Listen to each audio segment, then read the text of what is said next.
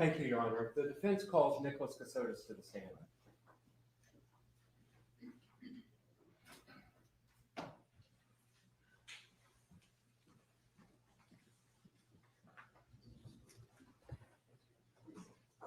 Please raise your right hand and take the oath.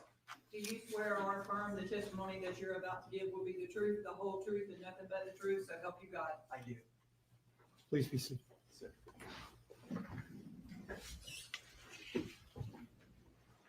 Mr. Kassositis, would you please state your name and spell it?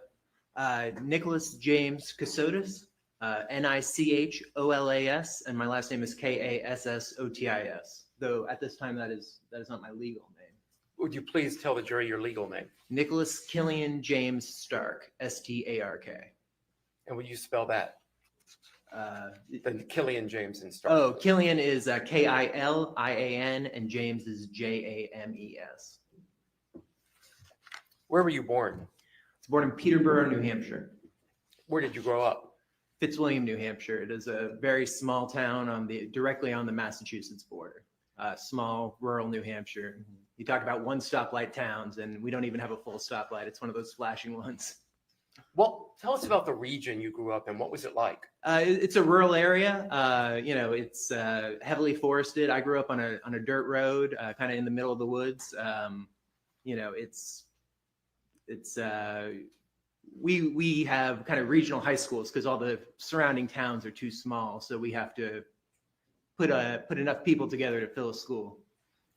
What kind of recreational activities took place in that neck of the woods? A lot of hunting, normal outdoor things, hiking, swimming. We lived about a mile from a lake. What activities did you participate in? I ran, I hiked. I loved being outdoors. I still love being outdoors. So a lot of kind of exploring, as some members of my family will say, sometimes getting a little too close to wildlife for my own safety, but. Please tell the jury about your education. After high school, I went to Boston University for college. I got my bachelor's there in 2004, and then I went to the Northeastern University School of Law, also in Boston. I got my JD, which is your basic law degree. Following your JD, what career did you pursue? I passed the Massachusetts bar that year and joined the United States Navy as a judge advocate. Okay. Please tell the jury about your time in the Navy. Yeah, I went on active duty starting in early 2008 after completing some training. We have what's called Officer Development School and then Naval Justice School, and then I reported to my first duty station in Norfolk, Virginia, where I was a defense attorney and a legal assistance attorney. While I was there, I also ran a couple of our smaller offices, and I deployed twice. I deployed once on short notice on the USNS Comfort. I was we would say the staff judge advocate. It's kind of just like an in-house lawyer for the mission commander. It was a humanitarian mission to Central America, South America, and the Caribbean on the ship for 4 or 5 months. I also deployed to Iraq, where I was stationed in Baghdad at a base called Camp Cropper, and I was doing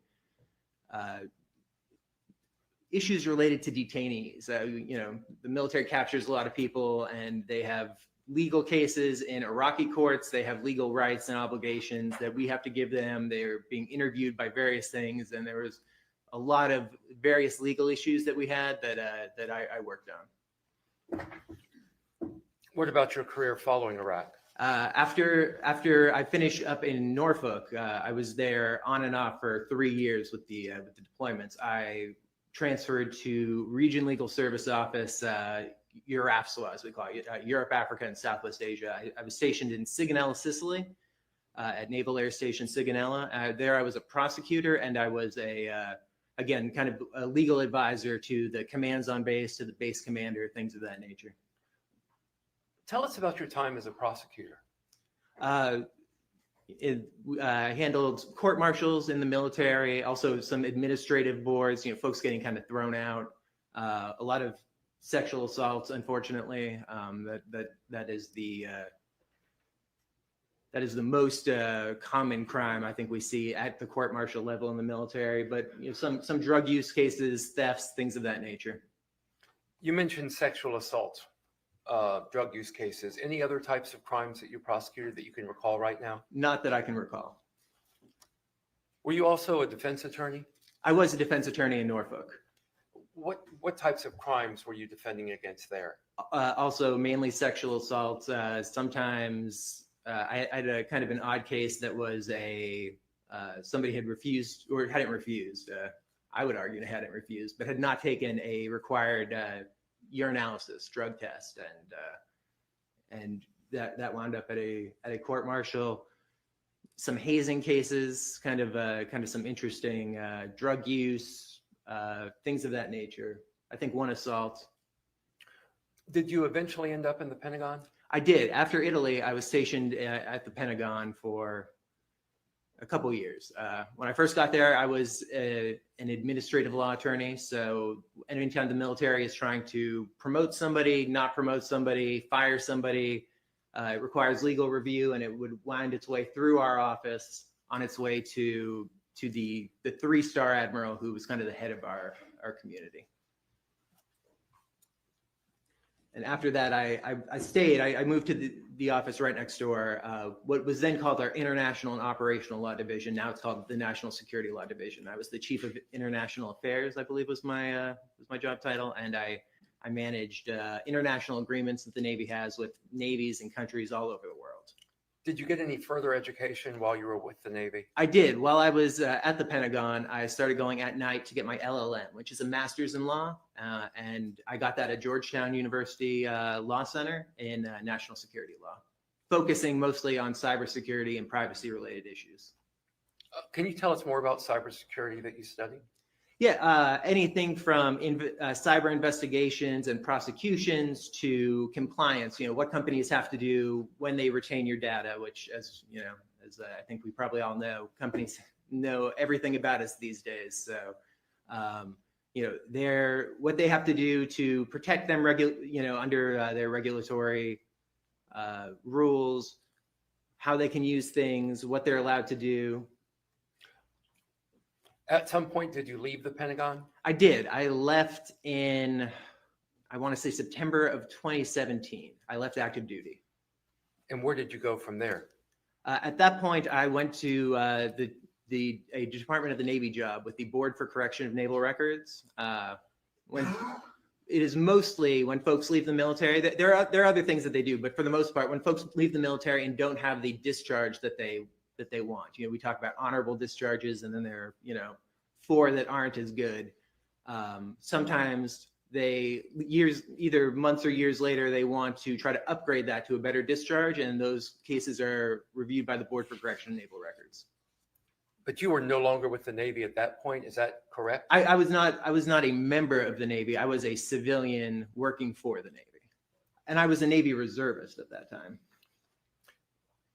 When did you cease being a Navy reservist? I think officially I ceased being a Navy reservist in the fall of 2019, summer, fall of 2019, but I'm not exactly sure of that date. I had stopped drilling. And by drilling, we mean when people talk about the reserves, it's that 1 weekend a month, 2 weeks a year. I had stopped doing that 1 weekend a month sometime before that in anticipation of leaving the reserves. What's the process for when you leave the active duty in the Navy? You have to write a request, and it goes through your immediate boss, and then it winds up in Millington, Tennessee, at Navy Personnel Command, where it is either you were allowed to leave or you were told no for some reason. Is there a letter of resignation? There is a letter of recommendation. I'm sorry. One second. Please let me finish the question before you respond. So, is there a letter of resignation that goes along with that? Yes, there is. What did you state in your letter of resignation, if you recall? If I recall, it was that I wanted more geographic stability and more professional stability. So the Navy JAG Corps puts a lot of emphasis on both moving constantly and also taking a lot of different jobs. They want people who are very well-rounded. They can plug into any job at a moment's notice, which is obviously useful for the military, but I wanted to be able to concentrate more professionally. When did you leave the Naval Reserve? That was, I believe, fall 2019. Did that also have a resignation process involving a letter? It did. And what did you state in that letter, if you recall?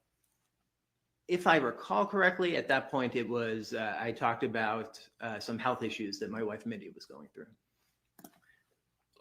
Let's go back a little bit Okay. to your time in the Navy. Tell us about your personal life during that time. When I arrived in Norfolk, I was single, and several months later, I met then Heather Bassett, who I later married. Do you recall when you married Heather Bassett? September 26th, 2009. Tell us about that marriage. It was not great. We had a lot of issues, I think, kind of throughout, to the point where I later heard the night before our wedding, she told somebody publicly that she didn't think it was going to last. We had, I was deployed a lot.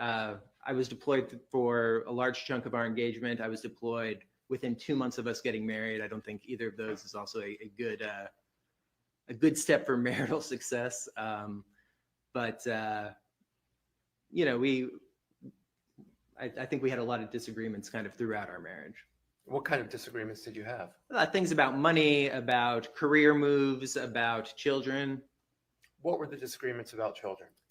When we had started dating, Heather had stated that she wanted children and that it would be relatively easy for her to have children. That she had a something called PCOS.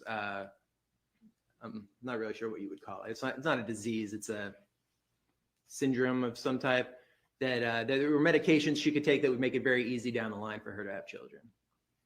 Did you ever have children with Miss Bassett? I did not. No. We discussed it many times. At one point, we both got tested to see if everything was in working order, but she chose not to take the medication that and therefore we never had children. I don't believe there was never a pregnancy or the attempt of a pregnancy. When did you tell me about the end of your marriage to Heather? In sometime in 2015, we had been having, I wouldn't even say issues because we weren't arguing, but she was gone a lot. She was spending nights at friend's house, which was unusual. She was not around much. And at one point when she was around, she asked me to help her print a document from her computer. And while I was doing that, a Facebook message popped up on it that was obviously romantic in nature. She kind of snatched it away and said, "Oh, I just remembered how to print on here." And I started, I guess, looking into what was going on. And about a week later, I confronted her. At the time, I took a recording of the conversation. But I said I knew that she was seeing somebody. She told me that she'd been seeing a coworker of hers for some time, a man named Anthony Thomas, and she left that day and moved to his house, and then kind of moved back, I believe, the next day, and we talked about things for a little while. She continued to see him, and then she moved out again back into his house.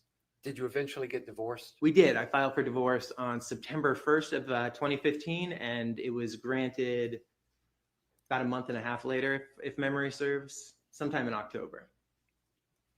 Were you represented by counsel during that divorce? I was not. Was Heather? She was not. And you said the divorce was finalized about a month later? Roughly, yes. It was October of 2015.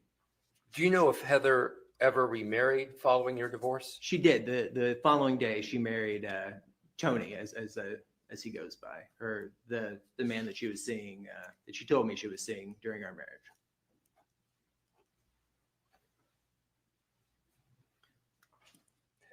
When did you meet Mindy Kassositis? I met Mindy on September 18th, 2015. How did you meet? We had met on a dating website called OkCupid, and we had talked for, I don't know, maybe a week or so, and then we met at a restaurant in Alexandria, Virginia. Do you recall where you met? Yeah, it's called Blackwall Hitch. It's a restaurant kind of right down by the water. It's a nice little spot. And you eventually married Mindy McBain Kassositis, correct? Fairly Or Mebane, quickly. I'm Yeah. sorry. I mean, it was, I mean, I would say within a month, we were talking about marriage, starting to look at wedding venues. It happened very quickly. And we married just over a year later on October 9th, 2016. At the time that you married Mindy McBain Kassositis, you still had obligations under your divorce decree to Heather, correct? Yes, I did. Do you recall the specific obligations that you had? Yes, there were two loans that we were both on: a personal loan where we had refinanced some credit cards, if I remember correctly, and a Chevy Silverado. And later, I was also at that point living in the marital property and making payments on the mortgage. But later on, she asked, because that had been purchased under her VA mortgage. For people who are veterans, they have the right to a VA mortgage. It had been purchased under her VA mortgage, right? So she asked me to work on refinancing and removing her from that so that she could use her VA mortgage for home purchase with Tony. Were you able to do that refinancing? I was not, no. I had started the process. I paid for an attorney because there was deed work required. It was kind of a lengthy process. And by the time it was reaching fruition, a lot of other things were going wrong. Did you fulfill any of the other obligations that were required to be fulfilled in your divorce decree from Heather? Some of them, there was a lump sum payment, I believe, of $3,000 to pay off a bill that I paid off. And I was working on other things, but they did not come to pass. Did Heather eventually pursue you for your failure to fulfill your obligations? She did. What did she do? She filed some sort of a complaint in court saying that I was not fulfilling my obligations under a divorce decree. How did that resolve itself? I believed that it resolved itself in an agreement and then a payment to her. What was the agreement on what you were supposed to pay Heather in that resolution? In that resolution, I was supposed to pay her roughly $1.5 million. Did you make that payment? I believed the payment was made on my behalf. I did not actually make the payment, but I saw documentation and I believed at the time that it was made. I had no reason not to. I believe you told the court you had $32 million. Is that correct? That's what I was told. That's what I had been provided documentation to show.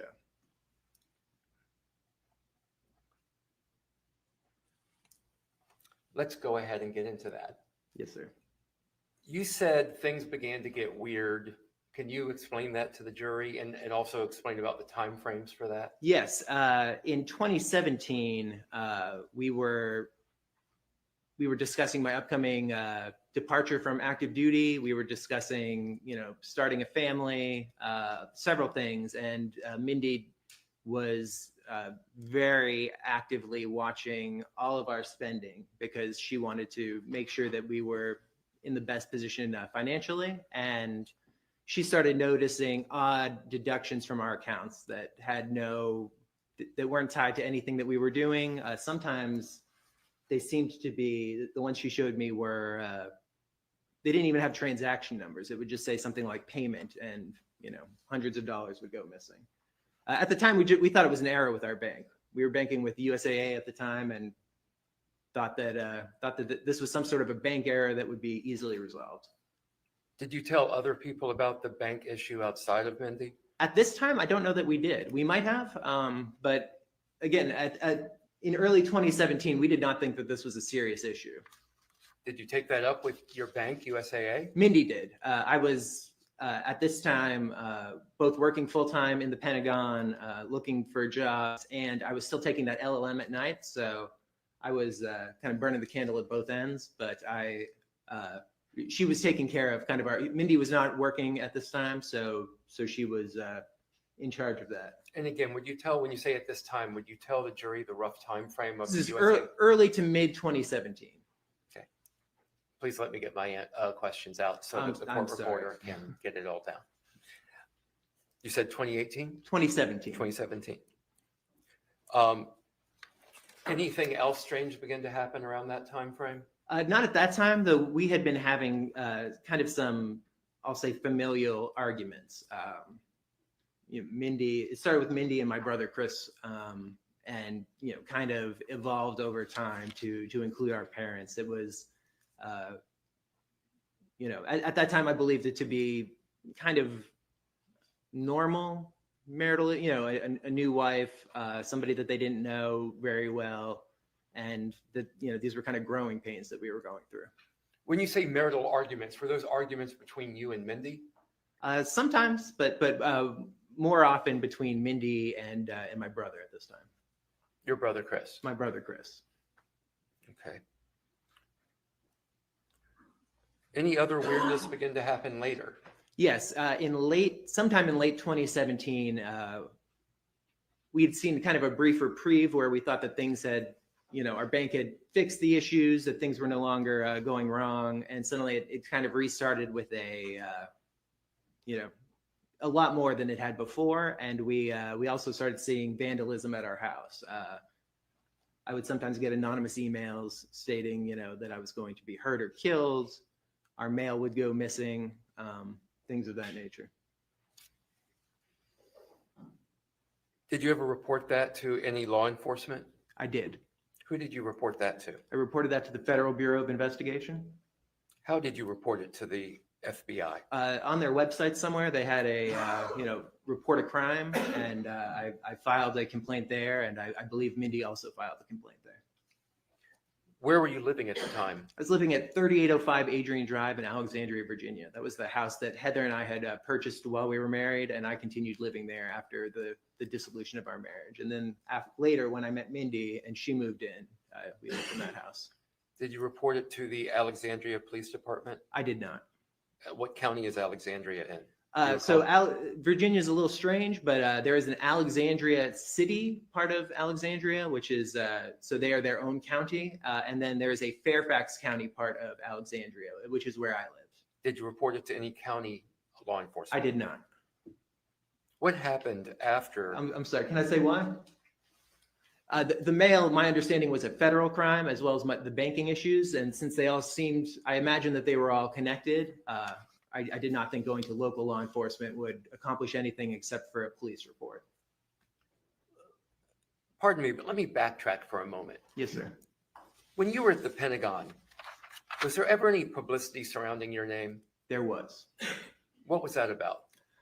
In summer of 2016, I think about a month before our wedding, a high-profile case regarding a Marine had wound its way past my desk, and it resulted, a memo that I had been the initial author of was quoted in the Washington Post. It got a lot of attention.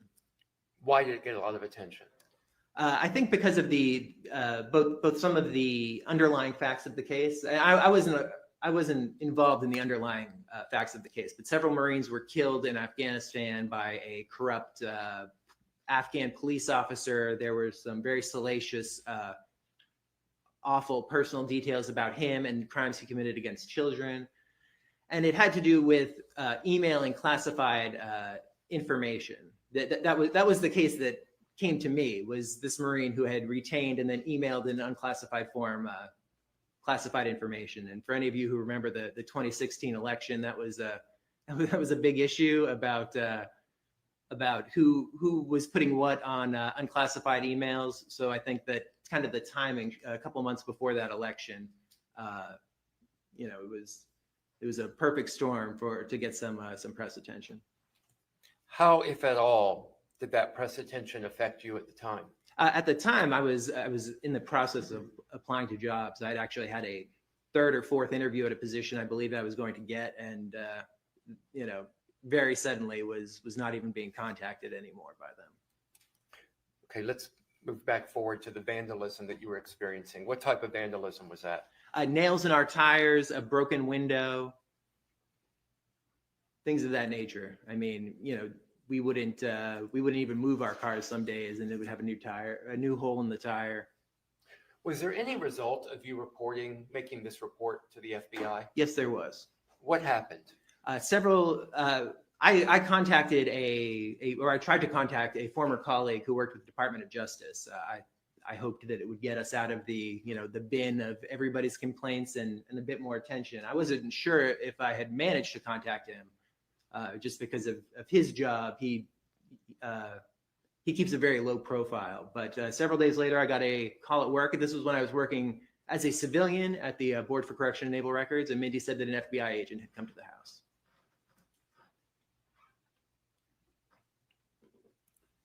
What did you do after learning that an FBI agent had come to the house? I asked her what they had talked about. She said that he was there in regards to what had been happening to us, that he would be returning in the near future. I don't recall everything. It's been, 7 years. I'm not sure exactly what she told me that day versus what I learned shortly thereafter. What was the name given by the FBI agent? Jim McIntyre. What happened next with respect to Jim McIntyre? He came back a couple days later. Did you meet with him at that time? I did. Tell us about that.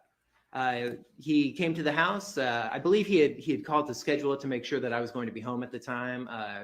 He seemed very thorough, very professional. He wanted to know everything that had happened. He wanted copies of the emails that we had received. He wanted specific issues with the banks. I believe we printed out screenshots of the charges that showed what had been going on, and we provided all that to him. And he said that it was something he took seriously, and that he would be investigating it. So some random individual shows up at your house, says he's with the FBI, and claims to be a man named Jim McIntyre. What did you do to verify that information? I didn't verify it. Mindy believed that she had seen a badge, or she told me at the time that she'd seen a badge. I had no reason to doubt that he was who he said he was. It didn't cross my mind that somebody else could have shown up at my house at that time. And what was your education again at this point in time? At this point, I had my LLM. I had 2 law degrees and my bachelor's. I'd also worked with FBI agents in a number of different fields.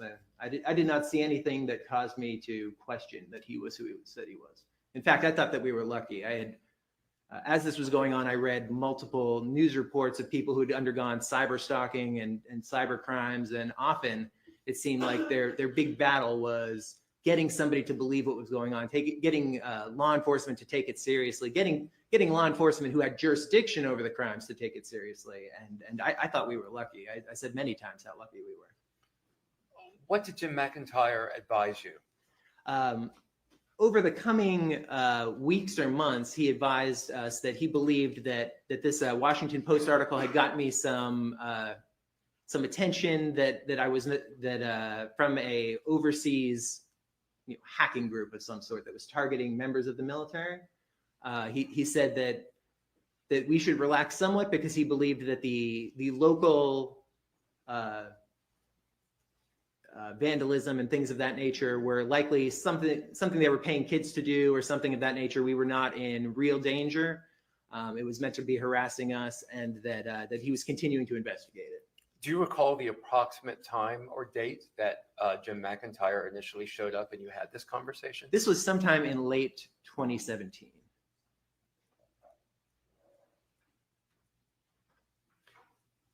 Did you eventually leave your civilian job with the Navy? Yes, I left my civilian job in February of 2018. What did you do at that point in time for work? At that point, I believed I was being employed by a software company that he had connected me to, that Jim McIntyre had connected me to. What software company did you believe you were employed by?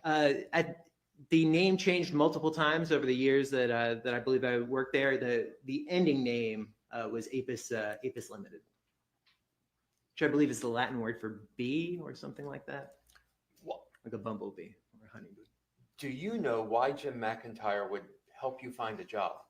Yeah, I believed that he was helping me because of our situation, that he knew people, which is not uncommon, private sector and the government on criminal, especially cyber investigations, often have to work very hand in hand. And as I had talked to him, and I was hoping to find something that would allow me to work from home, because despite his reassurances that he did not think at that time we were in real danger, I was very uncomfortable leaving Mindy home alone. We had suffered a very serious car accident. She was she had a lot of health issues following that, and leaving my frail wife at home by herself when we're undergoing this was something that really bothered me. When you were working for this company that eventually becomes Apis Limited, where were you working from? I was working from home. So this was remote work? This was remote work. Where were they headquartered? I believe they were headquartered in Colorado at the time, though I believe they were incorporated in Wyoming. I saw some incorporation documents, and that's not uncommon. Wyoming does not have a corporate income tax, the same way that most large corporations are headquartered in Delaware because of the laws. What was your role within Apis Limited? I was an attorney, kind of a general counsel role, though it carried with it a lot of kind of other stuff. Sometimes I would be called on to help look through data, records that were being generated by the software. What was the nature of their business?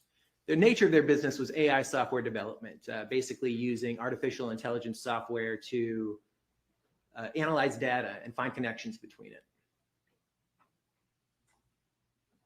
Were you doing any coding for them at this time? Very little. Sometimes I would be asked to look at something. I do have a somewhat of a coding background, but it was not something that I was called on regularly to do because frankly there were other people who were much better at it than me. I think sometimes there are situations where everybody else knows too much about a problem and somebody who's looking at it with fresh eyes can help, but very rarely was I asked to look at any coding. Were you still with this company in 2019? Yes, I was. Sorry. And that's about the same time that Heather is coming, finally bringing it to a head to collect this divorce obligations that you've failed to perform? Yes. So when you agreed to pay her $1.5 million, what made you think that you had $1.5 million? Mr. Jim McIntyre told me I did. If I could back up just a little, Please. Because that year, the year 2018 into early 2019, a lot had happened. In May, we were told to leave our house. He said that there were arrests being made and that there was nobody. It was a holiday weekend, I believe it was Memorial Day weekend, and that he was worried we would not be safe if we stayed there, that somebody might do something rash, and we were terrified. We kind of grabbed our dog and we went down to Williamsburg, Virginia. There's a naval base right outside Williamsburg, Naval Weapons Station Yorktown, that has little vacation cabins on, and we kind of huddled down there for the weekend and came back thinking that everything was over. It was not over, obviously. Things continued. If anything, it picked up pace. The money disappearing, the issues with our bank accounts, the issues, with emails, mail, vandalism of our house. So we were in contact with Mr. McIntyre, or man, we knew it was Mr. McIntyre again, and he started looking for other suspects. He said at that time it was clear that somebody else was doing this, and he was casting a wider net. Why would Jim McIntyre know how much money you had? Because there was a large sale or licensing agreement that was completed at some point. I wasn't getting paid by this company. I was paid only in stock options, and I was told that this large sum of money was being given to me. I believe this was late 2018. Honestly, it felt kind of like a lottery ticket. It was something that I had never expected, but we had real issues with getting a large chunk of money because we couldn't put a couple $100s into our account without it going missing within a matter of minutes, if not hours. So during that time, he said he set up a trust. He showed us extensive documentation where it would be invested and care would be taken of it, and it wouldn't be anything that we could touch or until it was safe to do so. And also it was thankfully something that nobody else could touch because of that same reason. So eventually you go into court in Virginia because Heather's attempting to get this $1.5 million from you, correct? Yes, and we were dealing with two loans that were both under $20,000 and a mortgage that was about $550,000, maybe $600,000. So this $1.5 million was something that Jim had suggested to me to make an offer to her, both because in the lead up, we were unsure if Heather might be might be involved in what was going on against us. She was one of many suspects that he discussed with us. He went into really great depth in everybody in our life, and he said this was one of those situations where if she wasn't involved, I would never have to pay her anything. You know, it would all be forfeited when she was arrested. If she was not involved, you know, she had suffered along with us through this. You know, there was you know, an effect on her life. You know, things that she had to deal with in terms of her employment. So, Why would you tell the judge that Mindy was the impediment to you paying the $1.5 million? at the time, that's what I was told.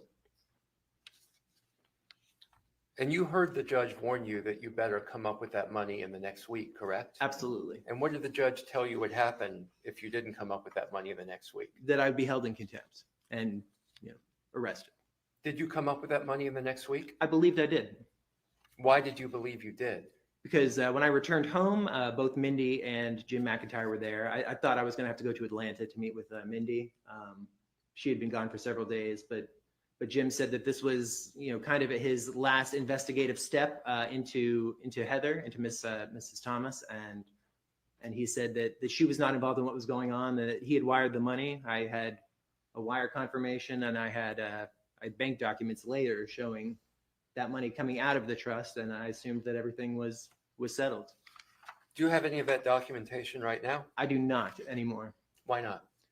Because we left that house later that year, and I don't know if we left it there or if it has something that we lost over time, but we moved a lot. So You say, when you say you left that house, you're referring to the house in Alexandria? yes, yeah, the Adrian Drive house in Alexandria, the one that Heather and I had purchased together. So the court issue was January of 2019, is that correct? That's correct. When did you leave your house in Alexandria? I left my house in Alexandria in late October of 2019. And did you leave the state of Virginia at that time? No, I did not. Where did you go? I went to the Charlottesville, Virginia area. It's roughly 2 hours southwest of Alexandria. Why did you move to Charlottesville? We were looking at relocating to Charlottesville. It was an area that we both like. It's more rural. It's very pretty, and we were hoping to live there. Where did you stay in Charlottesville? We stayed at a rental property, and I was told that the gym, within a day or two, had rented us a longer term rental that we could use, and that we would be moving into that. Where were all of your personal and household effects at that time? So we had 3 groups of stuff. We were told to leave with roughly 2 weeks of stuff because that's what it would take for us, everything else to catch up with us. We had a moving pod at the house that I personally packed up with, 90% of what we owned. And then we had some things that I was worried were too delicate to put in a pod. I called Mr. McIntyre and said, if I put this in here, it's going to be destroyed. Things like photographs, framed pictures, china. And he said to get a local storage unit, put it in there and give him the key. And then he would help, he would have it moved later on. And was it moved later on? I have absolutely no idea. You weren't concerned that all of your goods? I was very concerned about our things, but I was told it was moved, but I have absolutely no idea if it was actually moved. And who found your place in Charlottesville? I found our initial rental in Charlottesville. He had found what he told us was going to be the long-term place that we were. And where was that long-term place? I believe it was Nelson County, or it's a little west of Charlottesville, and I haven't been there in a couple of years, so I forget the exact name of the county. Now you're still working for APIS Limited at this time? I am, 12, 15 hours a day at times. 12, 15 hours a day? Yes. What were you doing for 12 to 15 hours a day? Reviewing data, reviewing memos, typing memos. Anything other than that riveting work? No. A lot of time staring at a computer screen. Did you eventually leave Charlottesville? We did. The night that we arrived there, or possibly the next day, I was assaulted at the house that he had set up as a long-term rental. At that time, he had told me that I was being targeted by members of my family, most specifically my father, Wayne Kassositis. Did you believe that? I did believe that. Why would you believe that your own father would travel to Charlottesville and assault you? At that time, we had been looking at literally everyone in our lives. My ex-wife, Mindy's ex-boyfriend, a former boss of Mindy's best friend who had tried to assault her at one point.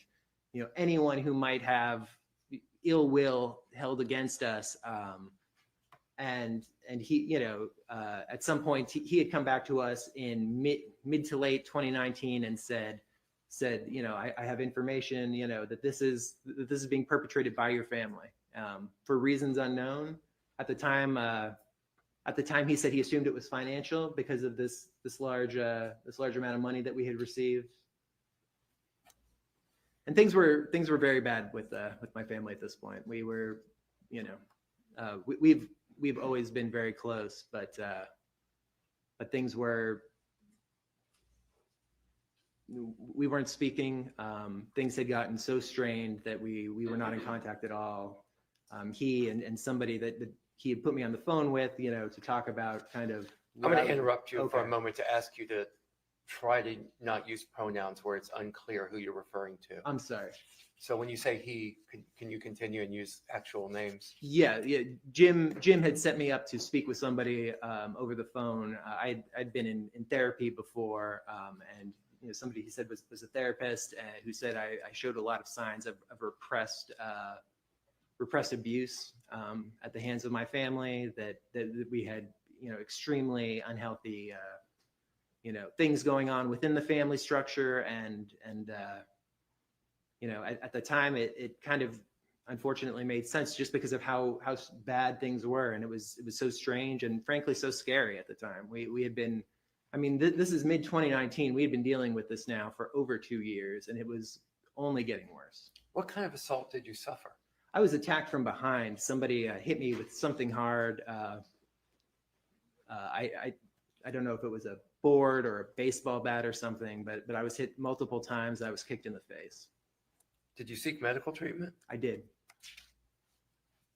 Did you make reports to law enforcement? I believed I did. I made that night. I called Mr. McIntyre and told him what had happened. He is the one who brought me to a medical clinic the next day, the following morning. Did you eventually leave Charlottesville? We did. We were very concerned. He told us at that time that he was taking over, making all of our rental arrangements, and we started doing what we would unfortunately do for some time to come, which was moving fairly regularly. Packing everything up, sometimes on only an hour notice and going to another house. So we did that for, I guess we got there the beginning of November or the very end of October, and we were there until right before Christmas.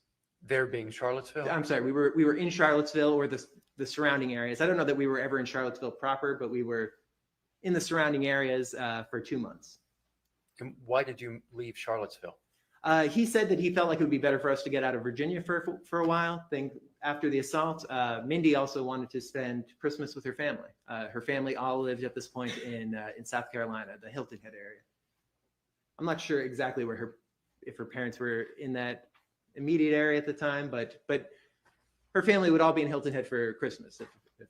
Forgive me, pronouns are the bane of my existence. Yes, Could you try to use a name? He is who in this? He is Jim McIntyre. Okay. So where did you move to? At this point, we moved into a rental in Hilton Head, South Carolina. Who found that rental? He did. Who paid for that rental? I came to learn later that Cameron Nelson paid for that rental, though at the time I believed he was paying for it. Why did you believe Cameron Nelson was paying for that rental? At the time, I believed Jim McIntyre was paying for the rental. At the time you believed. Yes. Why would you believe Jim McIntyre, this FBI agent, is paying for the rental of your homes? I assumed that he was paying for it out of our own money, but because he had access to this trust, I didn't think this was coming out of FBI funds or anything. Why did he have access to your money? Because he was keeping it safe for us, was our understanding.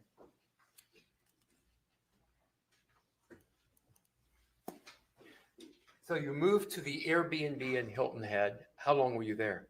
I don't know that it was an Airbnb. It was Oh, a sorry. vacation rental. I never saw any of these rental documents. So We were there for no more than a week, and then we were told to move and go to a different rental, also in Hilton Head. Who told you to move? Jim McIntyre, Why? because he said that if we stayed in one place too long, that we might be found, that it was dangerous. How were you feeling at this time? I was frankly terrified. I mean, even we had our dog Rusty. Bringing Rusty out to the bathroom was kind of a fraught exercise. I was always worried that somebody was going to be driving by and see us. I was still physically suffering the aftermath and mentally suffering the aftermath of the assault. I was absolutely terrified all of the time. So approximately, when did you move to Hilton Head? We moved to Hilton Head in roughly late December of 2019. It was either Christmas Eve or we might have arrived the night before that. I believe we arrived the night before, the evening of December 23rd. And how long did you stay in Hilton Head on this portion? We stayed in Hilton Head for just over 6 months. We left the second week of June. And how many places did you live in over that 6-month period? I would be estimating, but 15 to 25. You moved 15 to 20 times during that 6-month period. Yes.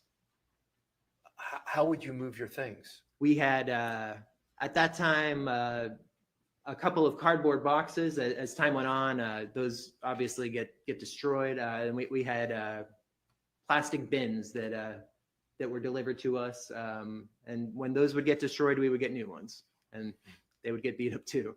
Did you have a vehicle at this point in time? At this point in time, we did. Yes, we had my Chevy Silverado. So of those approximately 15 places that you lived in Hilton Head during this time, early 2020, how were those places procured?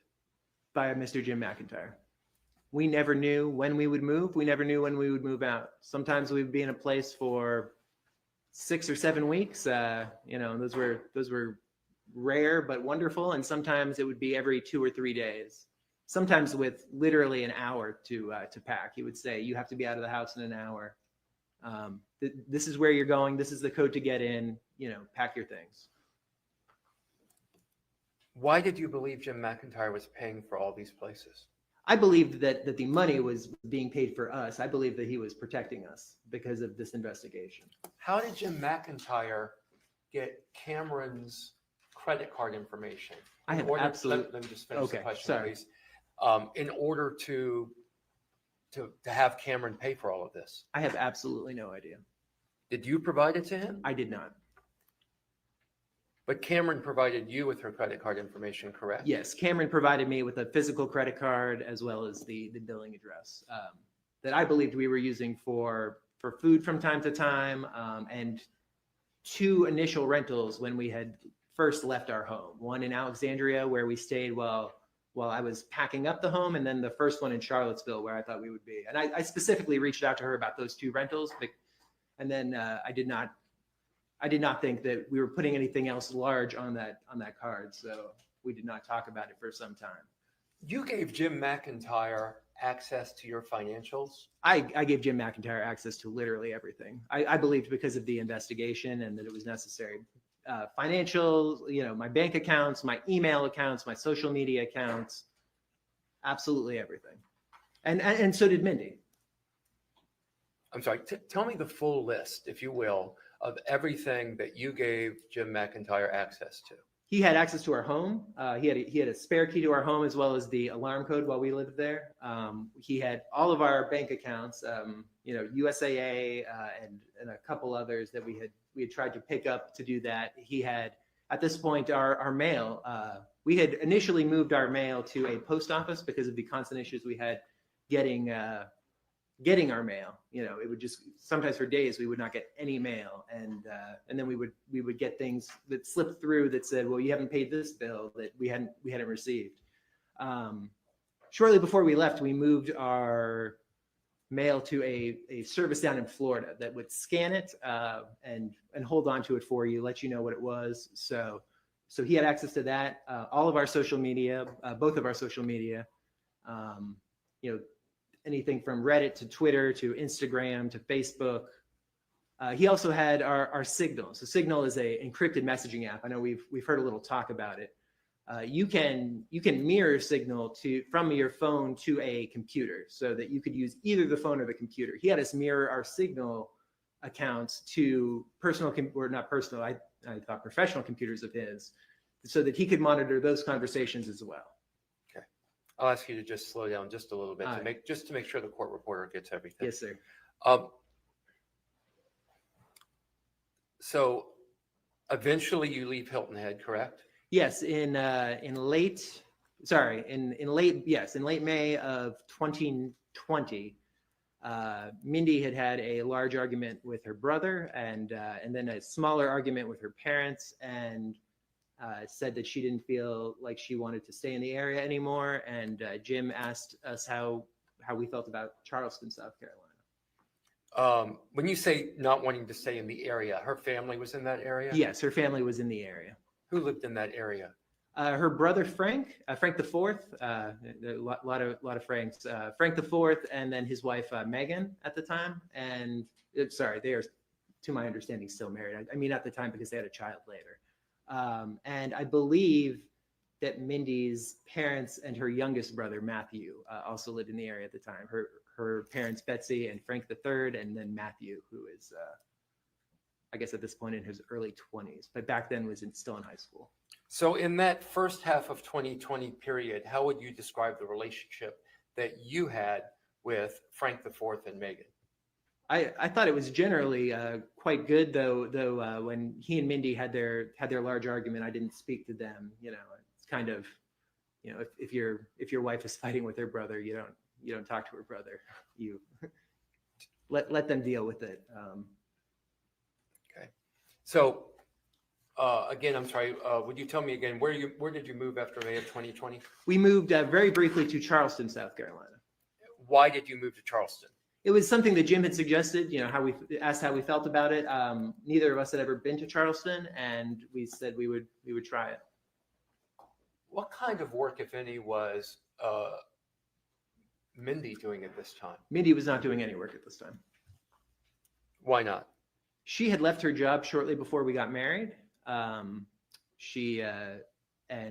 it was not a healthy office environment. She had briefly run an events company in Virginia, but that wasn't really work she enjoyed. It was just something that she did, I think, to keep busy. And she had launched a podcast, but after the first season of that, because of everything else that was happening, she did not do the work for the second season. While you're moving 15 times in Hilton Head, who knows how many times after that, you'd mentioned strange things earlier. Were strange things continuing to happen to you? I mean, we still did not have access to any of our bank accounts. We couldn't even log into our bank accounts. You know, we tried on various occasions, and, you know, it would say, you know, the password doesn't work. If we reset the password, we wouldn't even get the email. But other than that, like physically, we were not still having the damage to the houses that we were in, anything like that. Okay. How long are you in Charleston? We are in Charleston for only a week. Why only a week? A couple things. Mindy had Mindy throughout this stretch had some health issues. She'd been very sick back in February, and then had something that we just didn't understand in June. Was at the hospital for a couple days, but neither one of us really liked Charleston. I'm not a city guy, so it was a little too developed. You know, not enough privacy. So we said to Mr. McIntyre that, you know, it wasn't a place that we thought that we would, you know, see ourselves long term. And he said that he would find something else. And a day or two later, he came up with Beaufort, South Carolina. We'll get to Beaufort in a moment. You referenced Mindy's health issues. What health issues was she having at this time? She got very sick in February. You know, over the course of 2020, I, you know, did kind of extensive spreadsheets on when I thought she had different symptoms. She had, you know, at the time what appeared to be a very nasty cold, but, you know, later I questioned whether it might be COVID. And then in June, the week we spent in Charleston, she had some sort of I don't know what you would call it, a spell. She started shaking uncontrollably. Her eyes were very, very large. Her pupils dilated almost to the edge of her eyes. I was absolutely terrified. So what kind of treatment, if any, did she get for that? I was told that she went to there's a large hospital in Charleston. I forget what it's called. I think it's affiliated with a college or university, but I was told she was brought there, that they tested her extensively and couldn't find anything over the period of 2 or 3 days, and she was better and returned.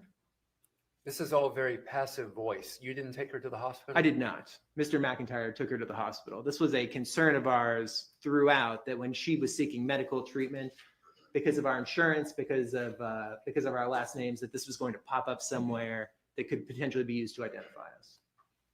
You say because of your insurance. What insurance did you have in 2020? At this point, I believe we had Medicaid or Medicare. I had not procured it, so I'm not 100% sure. Mr. McIntyre had signed us up, and Do you recall what state that? it was in Virginia. We still had Virginia driver's license. We were still registered to vote in Virginia. He told us that we would maintain that until we settled somewhere where we knew we were going to settle. This was kind of a moving target to find out where we were going to end up. So who decided to leave Charleston? We told Mr. McIntyre that was not a place we wanted to stay long term, and therefore, if we could, a city, especially if you're very concerned about your safety, there's a lot more people moving around. There's a lot more traffic.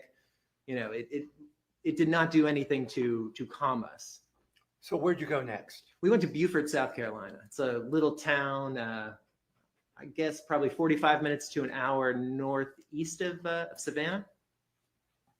And how long were you at Beaufort? We were in Beaufort for 8 months until mid to late February of 2021. Where did you stay in Beaufort? Again, we moved regularly, probably another 15 to 20 places there. And how did you procure those places to reside? Mr. McIntyre procured those places. Okay. Now at this time we had learned that Miss Nelson was paying for those places. How did you learn that? In April, so 2020 was the COVID year. In April, she had sent. She is who? Cameron Nelson had sent Mindy and I a message saying that because her husband runs restaurants, and at the time it looked like all restaurants might be shutting down for the foreseeable future, that she would not be able to keep paying for our rentals if things did not change quickly. Did you learn at that time exactly how much money she had lent you up to this point? I had not, no. I was livid. It was at this time that we learned that Mr. McIntyre was not a federal agent. How did you learn that?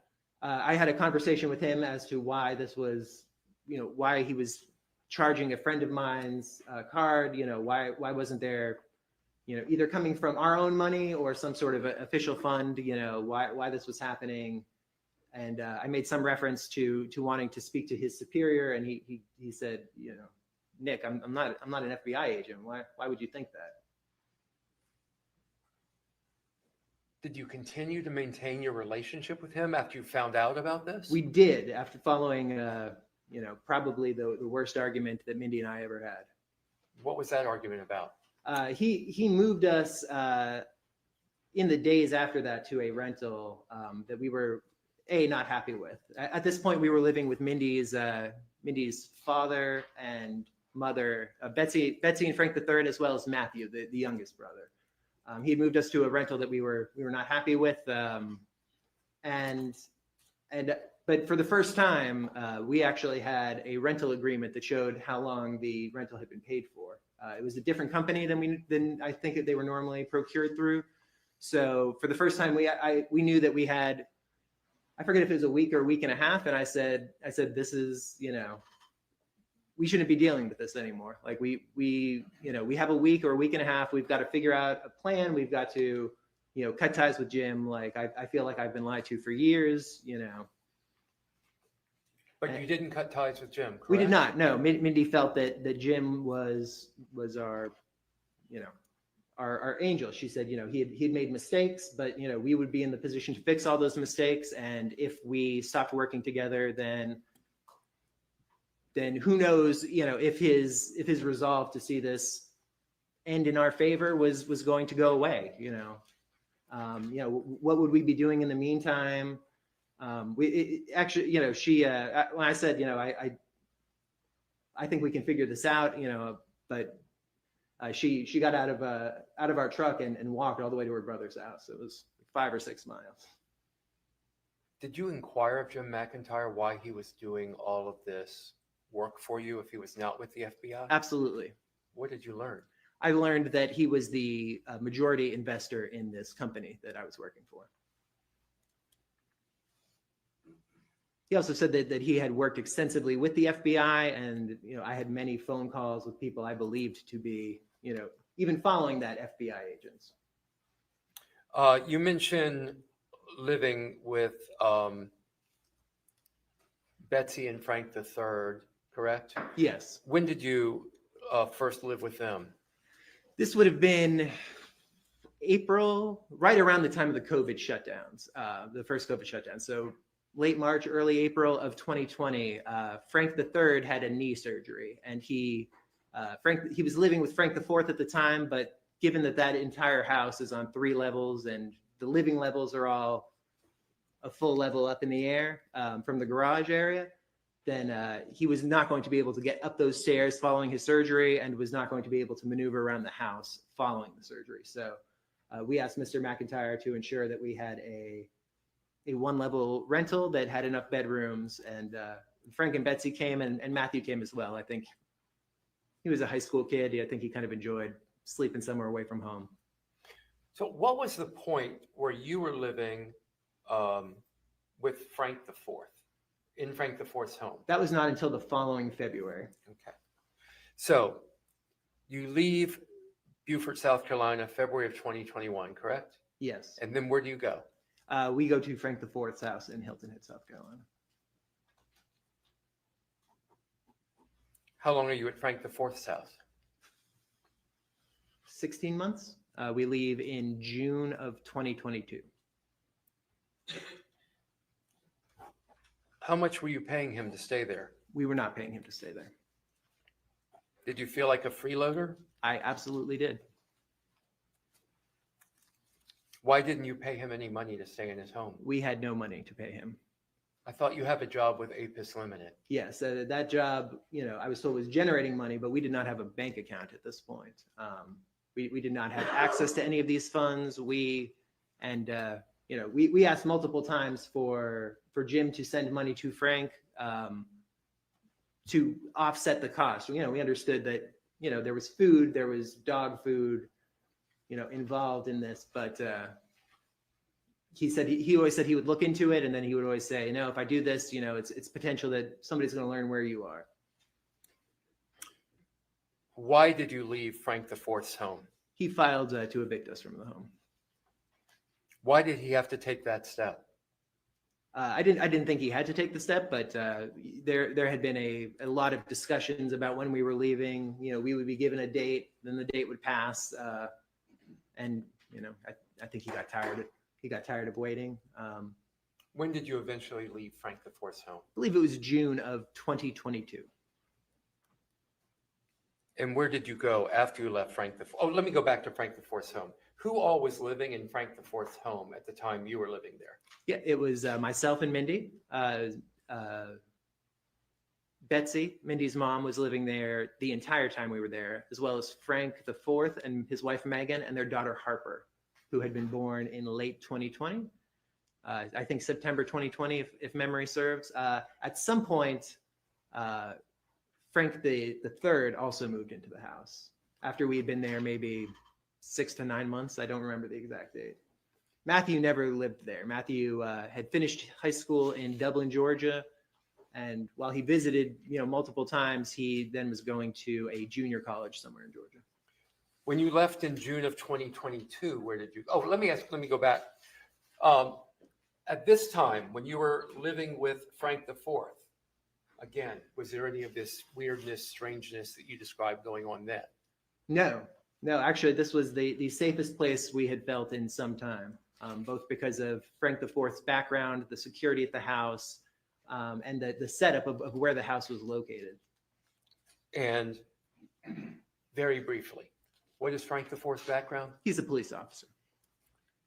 Where did you go when you left in June of 2022? We went to a La Quinta hotel in, actually, I think this one was a motel in Savannah for 5 days. And then we moved to a La Quinta hotel in Savannah. I believe they're both in what's called the Midtown area, but I don't know the Savannah neighborhoods that well, to be sure.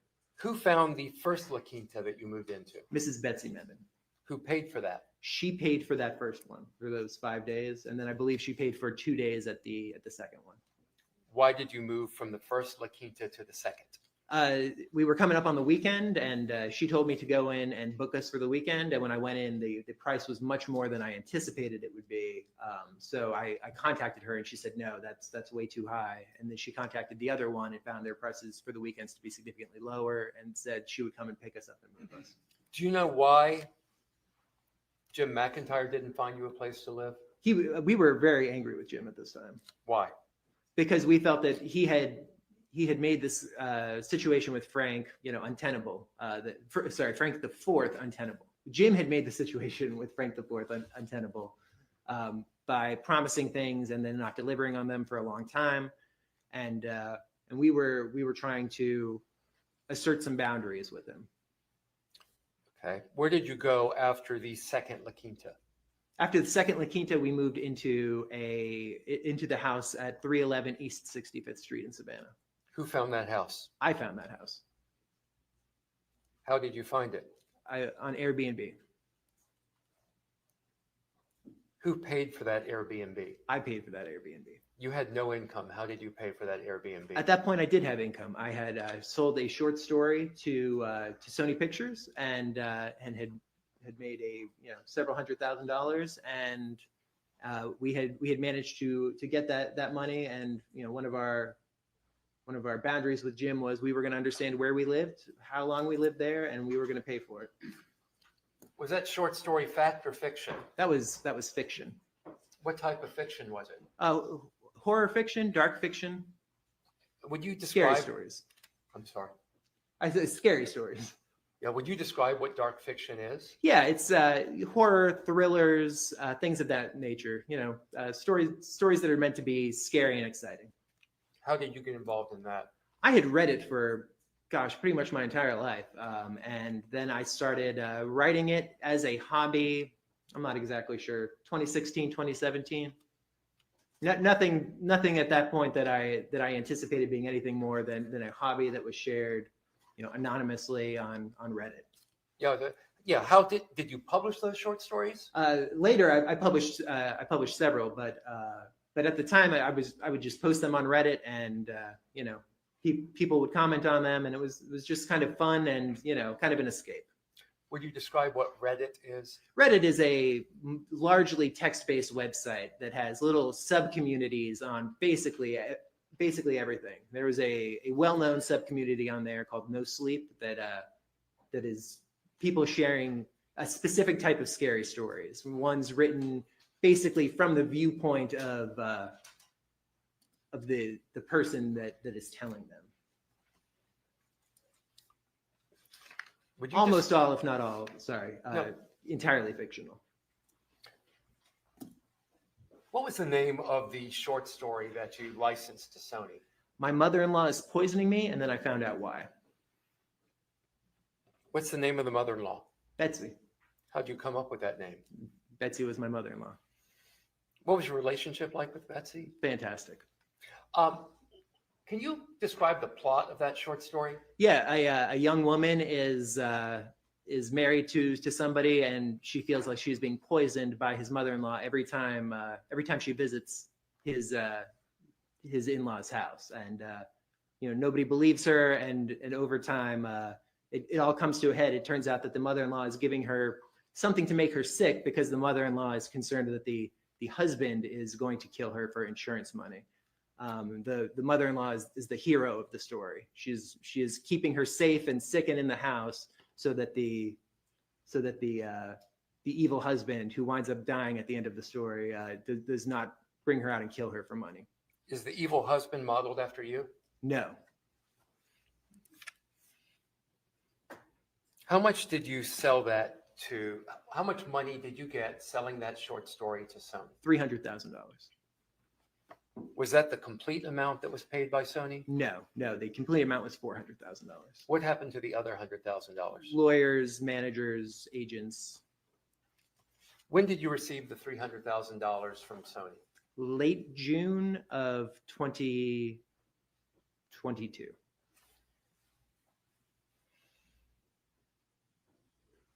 And how did you receive that money? In what form? It was sent to a bank account that Mr. McIntyre had said he was comfortable with their security, that he was going to help keep safe.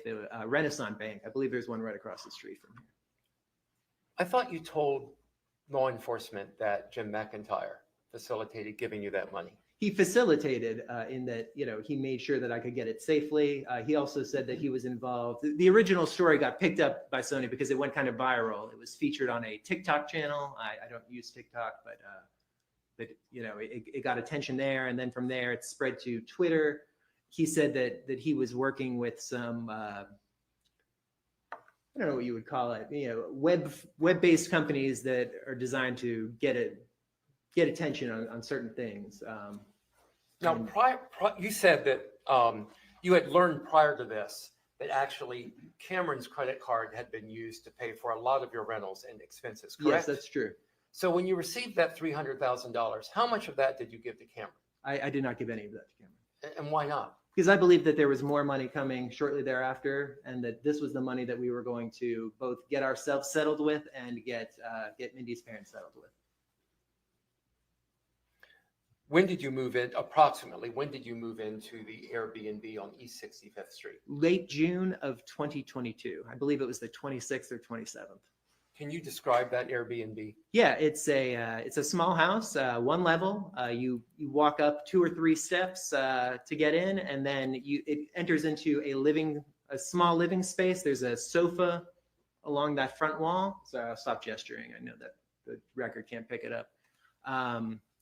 Directly across from there is a small hallway. In the center of the hallway, there's a bathroom with a shower. And on either ends of that hallway, there are the two bedrooms of the house.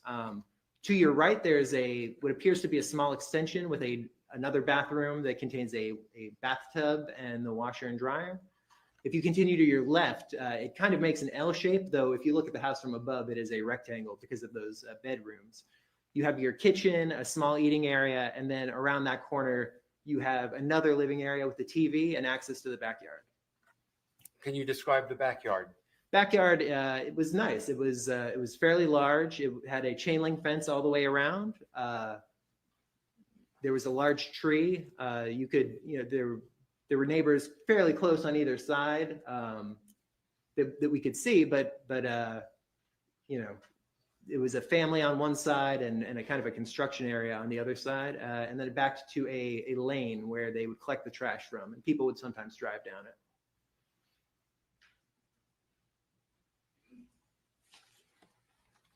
We've seen a lot about a Ford Explorer. When did you purchase that Ford Explorer? I purchased that Ford Explorer in late July of 2022. And where did the funds come from to purchase that Ford Explorer? From Sony, from that picture contract, movie contract. Who lived in that house, the Airbnb on 65th Street? Myself and Mindy, and Frank III and Betsy. We all moved in on the same day. And do you know why Frank III and Betsy were living with you then? Because they had also been told that they had to leave Frank IV and Megan's house, and they did not have a place to go. So there's 4 of you living in this house plus Rusty, correct? Yes, I'm sorry. I don't mean to leave off Rusty. How was your relationship? With Rusty? Between the four of you. Oh, between the four of us, Among the for the four. most part, it was very good. You know, Mindy sometimes had a difficult relationship with her father. You know, they would have arguments, and these were kind of long-standing things that went back to her youth, her college days, things of that nature. But we all got along very well, and Mindy was exceptionally close with her mother.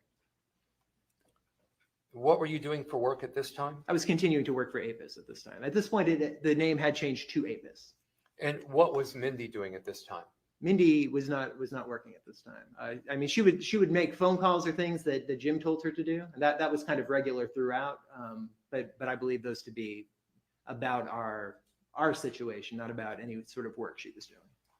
Can you describe the average day for you and Mindy while y'all were living there? Yeah, absolutely. I would wake up generally around 8:30, 8:45. That was generally the time that Frank and Betsy would leave, so that Betsy could go to work. They only had one car, so Frank would bring her to work and then come home, so he would have a car during the day. So I think I would normally hear them leaving and get up. I would bring Rusty outside to the bathroom. I would make coffee and I would start working. I would take a break to take a shower midday, have a bite to eat, and I would continue working until generally 1 or 2 in the morning. And did you leave the house during that time? Not on reg- an average day, would you? On an leave the house? average day, I would say no, but as time went on, I did leave the house more. But you know, sometimes I would go out to pick up something that we needed for the house or pick up food. But on an average day, especially when we first got there, we had everything delivered, and I would go out very little. And what about Mindy? What did you observe about her average day? On her average day, she would not leave the house at all. Why not? She was terrified that she would be killed if she did.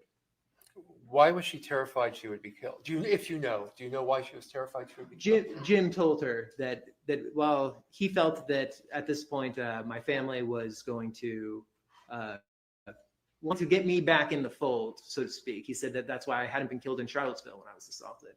But he said that they viewed Mindy as an impediment, and that they would have killed her had they had the chance.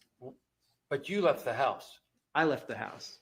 Weren't you terrified to leave the house? I was always terrified to leave the house. But I believed Mindy to be pregnant throughout this, and you know, I don't know. It was my job. Well, let's talk about that. Why did you believe Mindy to be pregnant? Mindy told me that she was pregnant. When did she tell you she was pregnant? We were still at Frank and Megan's when she said she had taken a pregnancy test and that it was positive. Did you see the test? I don't know if I saw that test. I'd seen a test before, but I may have, I may not have. I just don't remember. Had she ever previously been pregnant? She had roughly a year before, July of 2021. We had lost a baby.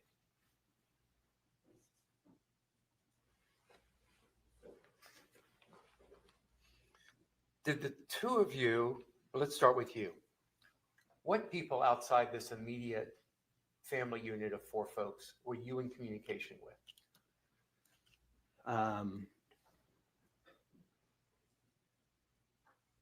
At this point, Cameron Nelson,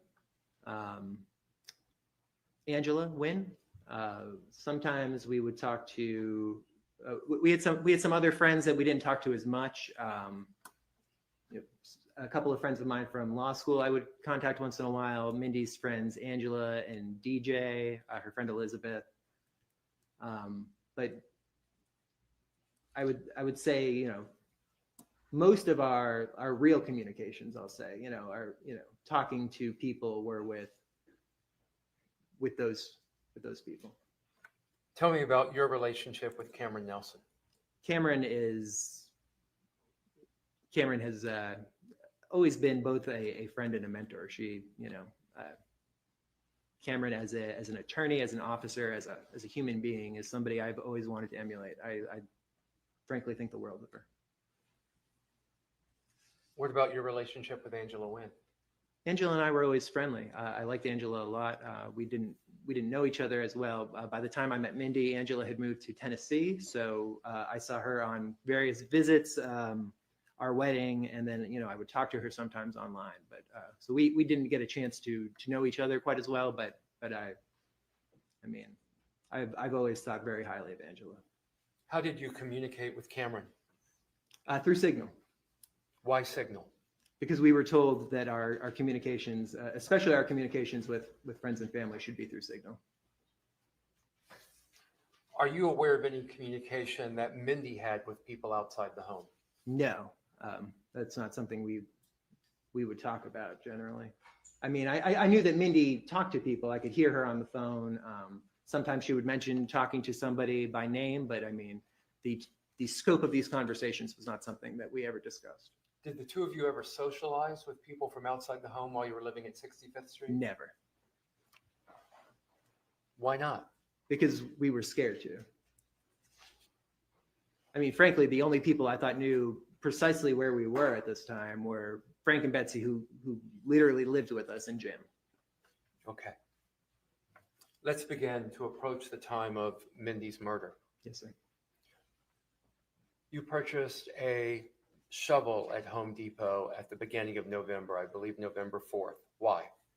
I was trying to do some work in the crawl space of the house just to prevent future issues with the mosquitoes that we had been plagued with when we moved in, and that I was trying to find a permanent solution to before we left. Please tell the jury about the mosquito issue.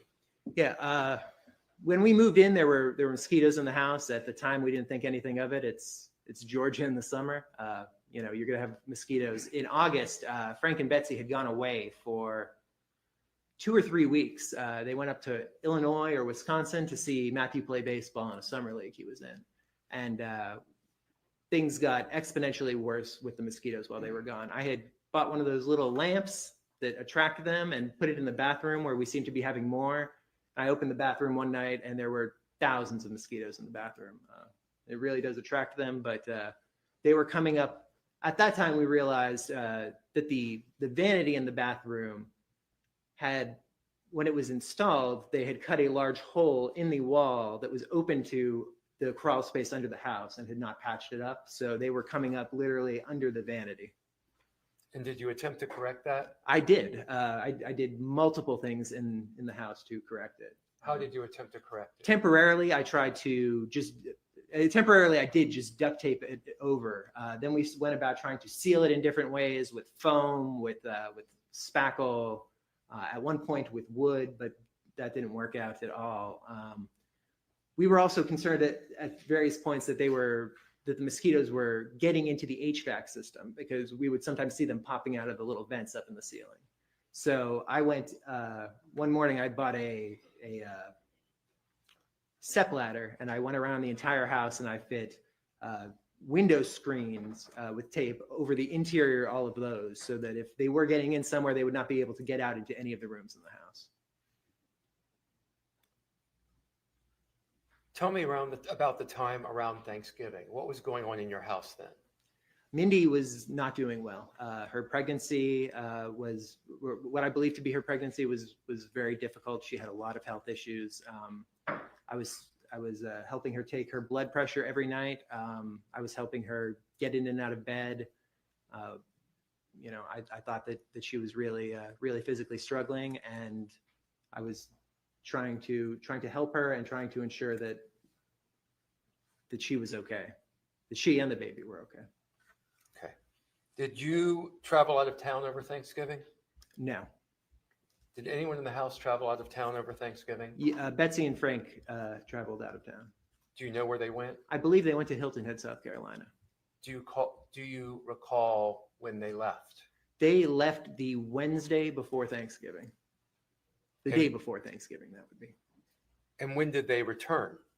They returned the Sunday after Thanksgiving. So 3 days after Thanksgiving. Do you recall the date? I do. I could figure it out. We'll come back to it. Okay. What were you doing and Mindy? What were you and Mindy doing while your in-laws were in Hilton Head? Really nothing. I mean, I made some food for Thanksgiving. Mindy, had a very hard time standing upright for any length of time. So we might have watched some TV. Sometimes we would do that if we had the house to ourselves, because the TV was out in the room. Y'all have seen some pictures of it. It's got 2 chairs and the futon. That was generally the room that Frank the third and Betsy sat in and watched TV. I worked in the other living room that didn't have a TV. It had the couch. So, but if they weren't home, then we would sometimes sit in there and watch something if she was feeling up to it. And during that Thanksgiving weekend, were you ever away from your home? I was. Where did you go? I went to look at some apartments. We were trying to leave the area, and we were trying to find a place for Frank and Betsy to live when we left the area, because we wanted to make sure that they were taken care of. We didn't want to leave them in the lurch as we thought that they had been left in the lurch before. Where did you go to look for homes? I believe I looked at a home in Savannah, and I believe I looked at a home in Hilton Head. But I during this time frame, I looked at multiple homes for them, both online and in person. So I'm not exactly sure if that's where I went. Okay. Did you ever hear from Mindy while you were away from home Thanksgiving weekend? Yes, I did. What did you hear? I got a message from her that she was leaving the home, that she was concerned, and she was going to get medical attention. Did you rush home to assist her in getting medical attention? I did not. I asked her if she thought I should come back, and she said that she didn't need, that she was going to be picked up and that she was all right. Did she tell you where she was going to get medical attention? We had discussed it in prior days that she was going to be taken to a birthing center, that a doctor or the man I believe to be a doctor who had been seeing her in the home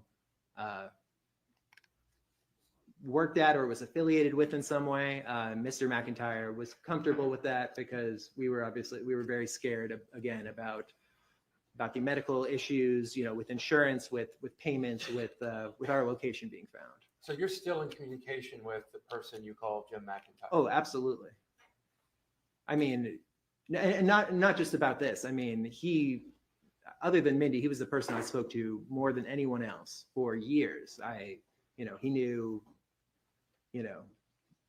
personal things about me, stresses, issues with Mindy's family when there were the arguments there. I mean, we didn't just talk like, oh, people are trying to kill you, how do you feel about that? It was the kind of conversations you would have with a close friend. Who found Mindy's doctors? Mindy did, I believe. Do you know the names of her doctors? I do not. Who found the birthing center? I believe that came from Mindy's doctor. Okay. What did you find when you returned home during Thanksgiving weekend? Mindy was gone. When was the next time you heard from Mindy? I continued to receive signal messages from Mindy over the next several days. What was the contents of those messages? I was told on, I believe Sunday, that I should be preparing to leave again. This was something that had come up multiple times where we were told to pack, and then a few days later we would unpack. It was a constant hassle and stress. But I was told to pack just the things that we would need just for a couple of days, and that we might be leaving very, very quickly in the future. And who had told you to prepare to leave? I believe that came from Mindy, or I believed at the time that came from Mindy. Why would Mindy direct you to leave the home, if you know? Because I thought we were leaving the home. Our plan had never been to stay in Savannah. That was a temporary spot, and I believed that we were going to be leaving in the near future. And I believed that, based on what she was being told, that that was happening. Where were you planning on moving to? At the time, we were planning on moving to Missouri. What did you plan on doing once you got to Missouri? Have the baby and settle there, and try to put our lives back together to an extent. We get to see family and friends that we hadn't seen, or we had we hadn't seen some of our friends in years. Well, you already said that. When did you next see Mindy? I never saw Mindy again. Why not? I got messages Monday, Tuesday, and Wednesday that I thought were from her. Everything seemed positive. And Thursday said I received a phone call and was told she'll be ready to pick up this afternoon. I'd sent her a few messages that hadn't heard back. I assumed she was either napping or undergoing some sort of test that she didn't have her phone with her. But that evening, Thursday, December 1st, I was told that she had died. Who told you that she had died? A man at a medical clinic of some sort that I went to. Where was the medical clinic you went to? Somewhere in Savannah or the greater Savannah area. I don't know Savannah very well, so What was the name of the man that told you that? I do not recall. Tell me about what happened when you got to the birthing center and spoke to this man. I was brought back. He's kind of waiting for me. I was brought to an office, and I assumed I was getting, like I'd gotten before, with various medications or various tools of like the blood pressure cuff that I tested her with, that I was going to get some sort of instruction on aftercare. And he sat me down and said, I'm very sorry to tell you that Mindy passed away very suddenly today. Did you ask to see her? I did. What was the result of that? He said I could not at that time. My understanding leaving, I don't recall his exact words. I was an absolute wreck. But my understanding was that there was going to be an autopsy, so I assumed that she was being prepped for that, or she had already been transported somewhere for that. How did you feel when you were told you couldn't see your wife? I was distraught, but I believed that I was going to see her I believed that I would get a chance to see her. What did you do next? He had me sign some forms that I believed were for the autopsy, some sort of a release, and then I drove home. How were you told she died?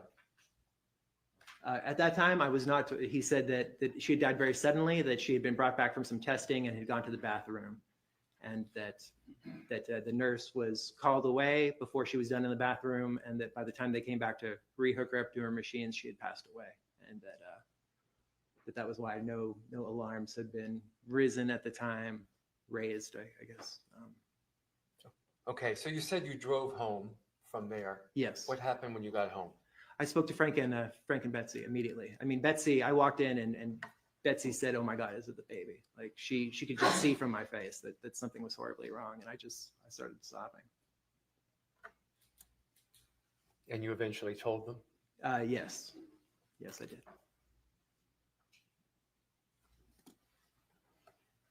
What happened after that conversation? What did you do? I contacted Jim, I believe, shortly thereafter, and told him what had happened, and he said that he would find out what happened. He said he was so sorry for me, and then I think I got drunk. What did you do next? Sometime either the following day or the day after, we had started to reach out to friends. I believe I reached out to Cameron and to Angela first.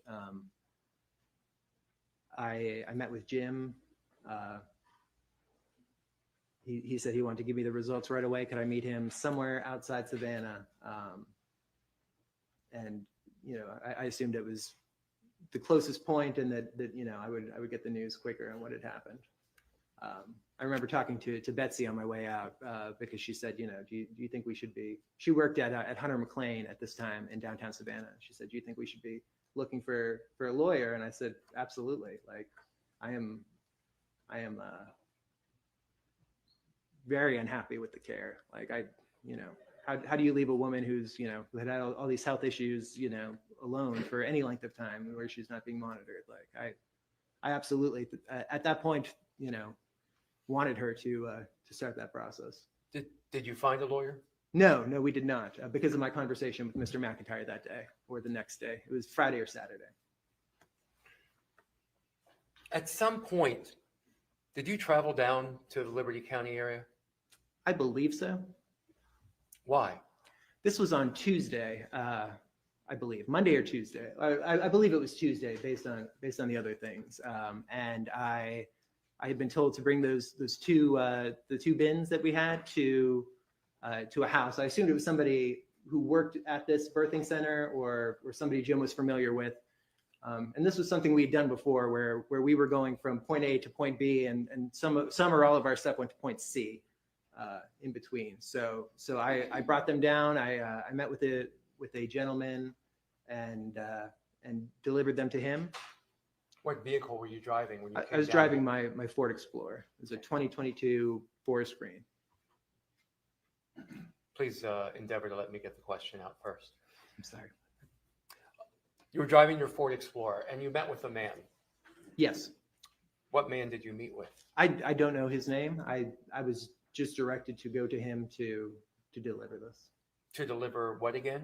To deliver 2 totes full of personal items, things we would need for a couple days, things that I've been asked to, toiletries, some clothes, shoes, some books, things of that nature. And where did you deliver them to? I'm not exactly sure. It was a house, I presume somewhere in the greater Liberty County area, but I'm not exactly sure. How'd you know where to go to deliver these? I was given an address of a church that I was told to use as a waypoint, and then I was given GPS coordinates from there.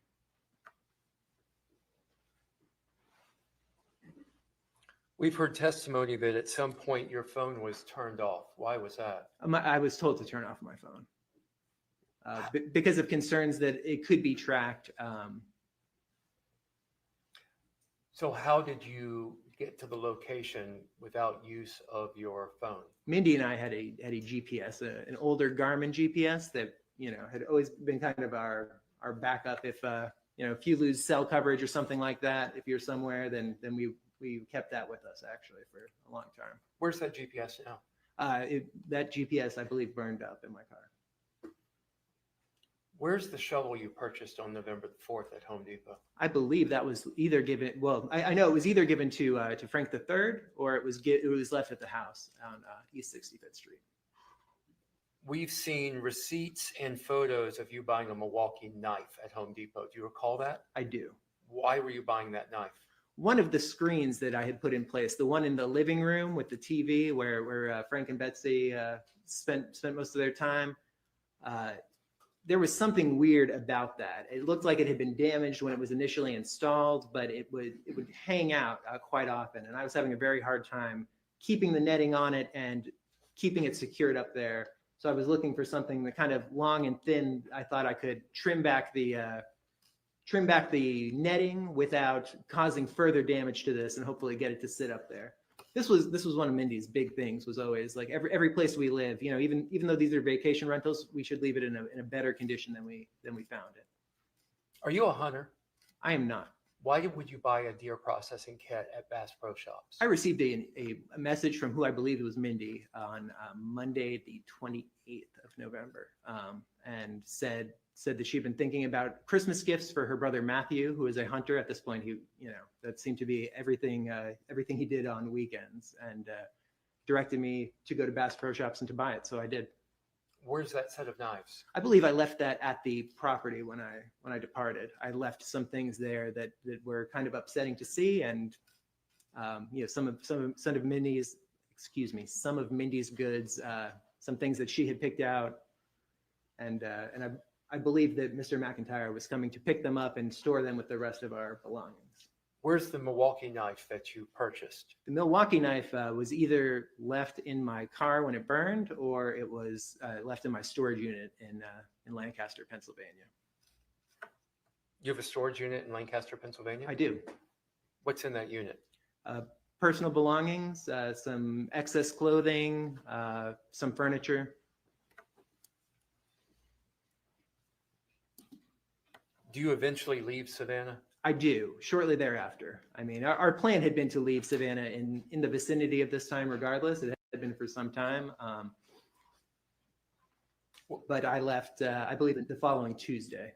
What happened to Betsy and Frank III? They were living with you. Where were they supposed to live? I continued to work on finding them a place to live, and that following Tuesday, I moved them into a condo in Hilton Head, South Carolina. How did you pay for that condo? I paid for that condo with my debit card. Weren't you afraid that that would give away your location? We had not had issues with the banking information. We believed that we had had a leak of some sort with an online company that we were having something delivered to the house with, but Jim pointed out that we had had no issues with the billing addresses of my banking information, which was either in Atlanta or Florida with that mail service that we were using again. So he said since neither of those had been touched, he thought that was good news that there would not be any danger to them. What about paying for your Savannah Airbnb with your personal card? Yeah, likewise, he did not feel that there was he did not feel that there had been any issues with this bank. No money had mysteriously gone missing from it, and given that our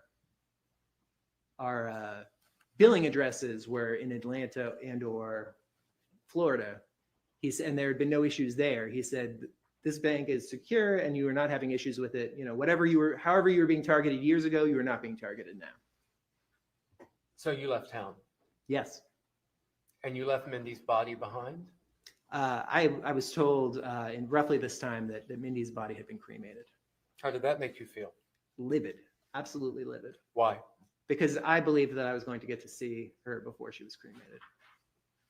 You know, we saw some banking financial records of yours that make it look like you're ping-ponging back and forth around. Can you describe to the jury where your travels took you next? Absolutely, yeah. And some of that I think is just that hotels will sometimes bill you a couple days after you check out. But I left Savannah and I drove down to Jacksonville, Florida. We had a mail processing center right outside Jacksonville in a little town called Green Cove Springs. So I spent the night in Jacksonville and then went to pick up some property there in the morning, some mail. What did you pick up in Florida? I mean, there were multiple things that we hadn't had shipped, but the thing that we couldn't have shipped was some beer that had been sent there. Who sent you the beer? I believe it was a friend. I was part of a beer, kind of a rare beer group on Facebook, and sometimes guys would send each other beer. Where did you go after Jacksonville, Green Cove Springs, Orange Park? I started heading towards St. Louis, Missouri, where we had planned to go at that point. And I spent a night in Alabama. That kind of seemed like a halfway point. And I had a appointment there the following morning. So What was your appointment in Alabama? to get Mindy's ashes. Do you need water? Are you okay? Do you need water? Okay.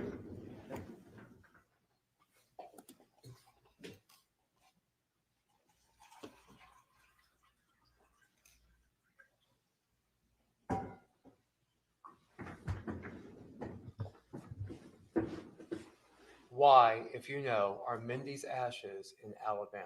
I had no idea where Mindy had been cremated. This was information I had gotten third hand from Mr. McIntyre. Then I received a phone call from a gentleman who said that, you know, I had to arrange to pick them up, and we were discussing where we would both be. And he said that he could meet me in Montgomery, Alabama. And what did he give you there? He gave me a bag that he said contained Mindy's ashes. It also contained her engagement ring and her wedding ring. What, if anything, did you give him? I gave him $5,000 in cash that I withdrew that morning from the Renaissance Bank in Montgomery, Alabama. Did he give you any additional paperwork? He did not. Did he give you a death certificate? He did not. Did you ask for a death certificate? I asked at one point, I asked Mr. McIntyre if I could get one, but given that we had no life insurance, it wasn't something that I needed for anything. It was just something that I wanted to have, and I failed to follow up on it. You say you had no life insurance. You both had no life insurance? We both had no life insurance, yes. Where'd you go after Alabama? St. Louis, Missouri. I arrived there the next night. What, if anything, did you do in St. Louis? I did work for APIS, and I also filed to change my name. Why did you file to change your name? This was what we had been told would be kind of the culmination of our, everything we were going through. That if we changed our names too soon, that our name change would be figured out, and then we would have to go through the whole process again. But that, kind of the last thing we would do would be changing our last name so that we would not be found. And you saw the paperwork where you changed your name. I actually physically, I went to two courthouses because I went to the wrong courthouse first, but I physically filed the paperwork myself.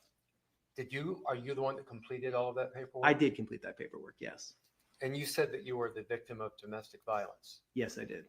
Why did you say you were the victim of domestic violence? Because I believed that everything that had happened to us for years was at the hands of Wayne, my dad. You mentioned an incident in Charlottesville that you believed was Wayne attacking you, correct? Yes. Were there any other encounters between you and Wayne prior to you filling out that form? Absolutely. He came to Savannah. He found us in Savannah when we were living on East 65th Street, and came one morning and knocked on the door. He knocked on the door of your home. Yes. Was anyone with him? Yes. Yeah. His brother Chet was with him. Do you see them in the courtroom now? Yeah. My dad is right there in the blue polo, and my uncle Chet is 3 people down from him. What did you do when you saw them at your doorway? I was terrified. We had a near miss from a hurricane the night before, so a lot of people, Betsy and Frank included, had left Savannah, but it ended up coming ashore north of Charleston. But I assumed it was the homeowners, the gentleman Matt and his wife who testified, that were coming to check on the house, just make sure there was no damage. So I opened the door. I hadn't had any coffee yet. I assumed that it was them, and I was very shocked when I opened the door. What did you do when you saw them? I think I said, why are you here? How did you find me? Or something like that. They said, that they had hired somebody to track me down. They asked if I would come somewhere with them private to talk. I said, absolutely not.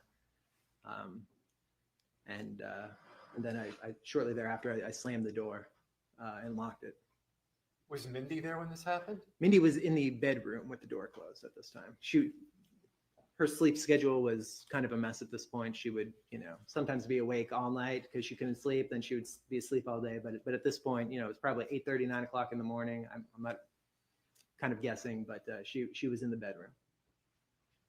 Did she witness any of this? She did not know. What did you do after you slammed the door? I went into the bedroom and told Mindy, Wayne just knocked on the door. I opened the door, like he knows where we are, and we called Jim McIntyre. And then what did you do? He asked details about it, and then he told me that since Mindy had not been seen, that he felt like it was better for her to kind of hunker down in the house with Rusty, and that I should meet him. He directed me to a hospital that we'd previously identified as a safe place to meet. We had told Betsy and Frank that if they ever felt that they were being followed on the way home from work, that they should go to this hospital. I believe it's the Chandler, or I don't know. It was about 2 blocks away. There was always a security vehicle sitting in the lot. He said that there were cameras there, and so he told me to meet him there. Let me go back to something real quick that we heard when Frank III testified. He was required to be out of the house from before lunch to 3 or 4 in the afternoon. Is that correct? Yeah, that was following this incident. So when we first got there, we did not have any rules on what we could do when. But following this, we had a number of changes and basically how we lived that were implemented. Who implemented those new Mr. rules? McIntyre. I believe he emailed them about them personally. They were sometimes in email contact, Frank and Betsy and him, but I would sometimes see these emails or hear reference to them. Sometimes they were, I thought, unnecessarily mean, but What email service did you use? at this time, I used Proton Mail. Could you describe to the jury any unique features of Proton Mail, if there are any? Yeah, there are a couple. First is that if both people have Proton Mail accounts, then messages sent from a Proton Mail account to another Proton Mail account are encrypted.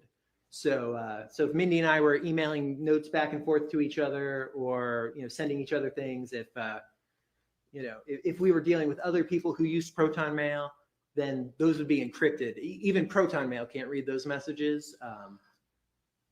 Only the people on either end of the conversation can. The other thing about it is that they are a company that doesn't sell your information.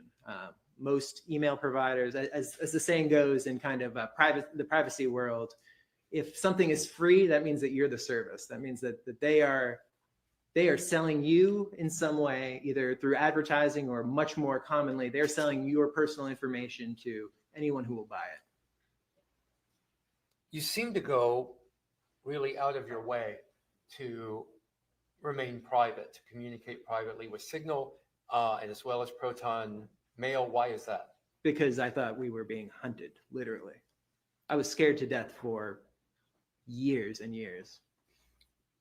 After you changed your name in St. Louis, and that's where you changed your name to start, correct? Yes, it is. Where did you go next? I went to Pennsylvania. Why did you go to Pennsylvania? I had struck up started as a friendship and then had grown somewhat flirtatious with another writer, and I was going to see her. You were having an internet affair with a woman that was not your wife, correct? I wouldn't call it an internet affair. I mean, it was mildly flirtatious, but When did that begin? we started. She had thought that we had talked on and off years before, and we may have. I had a lot of social media accounts deleted and restarted over the years, but we started talking in earnest in either September or October of 2022. Can you please tell the court her name? Samantha Kolyesnik. Trying to pronounce that correctly. And we saw text messages between you and Samantha, direct messages in Twitter, Yes, between you and Samantha Kolyesnik, correct? absolutely. Do you recall telling Samantha Kolyesnik that your wife had died some years prior to her actual death? I did. Why did you tell her that? This goes back to the fall of 2020. We were in Beaufort and Mindy got sick. And within a day or two, took a COVID test and it was positive. This was pre-vaccine, and we called Mr. McIntyre. He had somebody come and pick her up and take her to the hospital. And I was told within a matter of days that she was not expected to live. It was Rusty and I in Beaufort. And I was told that I was not allowed to talk to any of our close friends or our family about what was going on, because nobody was allowed to see her. She was in a COVID ward. At that point, since none of us had vaccines, nobody was going to be allowed in, and that there, the chances of where I was being identified were extremely high. And I was, using social media to talk to people. I was a wreck. I was not doing well. And I started communicating with an old friend of Mindy's, or maybe an old acquaintance would be the better term, by the name of Joy. And, it came to, it became much more romantic in nature, to the extent that she came and visited me twice in Beaufort, and that we had talked that, after Mindy passed away, we were going to move to be near her family in Minnesota. But when you told Samantha Kolyesnik that Mindy had died, that was in October of 22, I believe? Yes. Following this, Mindy recovered in late December 2020. It was very, very unexpected, and Jim was, frankly, he said he had not been reviewing my social media as closely as he had at the beginning, and was frankly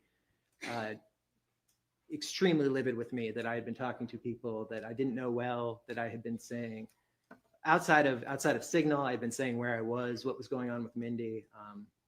I was frankly trying to survive. So we had almost no social media access for a period of months. He said that we had both in the past said things to people on social media that we didn't know well, that we shouldn't have. And then following that, he said he had some new rules for us that we, he said that since I had told so many people that I was married, that I had to start saying that Mindy had passed away, that she had died of COVID.